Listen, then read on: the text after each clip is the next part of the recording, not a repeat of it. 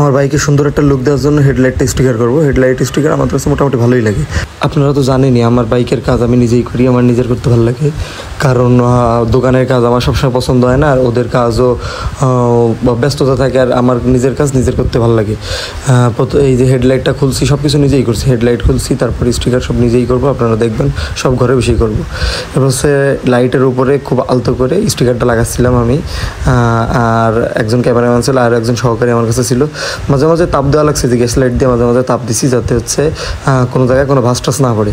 আসলে লাইটটা নিজের কাজ নিজে করার মধ্যে আসলে অনেক ভালো লাগা থাকে, আর যেহেতু লাইট নিজেই লাগাইছি সেহেতু আনন্দটা আর খুশিটা বেশি, আর সৌন্দর্যটা আমার কাছে বেশি মনে হচ্ছে দোকানের থেকে।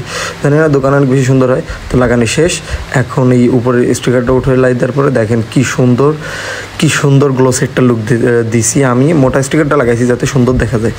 এখন হচ্ছে একটা খামসি স্টিকার লাগাবো। খামসি স্টিকারটা আমার অনেক ভালো লাগে, আর কালার উপরে সাদা খামসি স্টিকারটা অনেক সুন্দর দেখা যাবে না।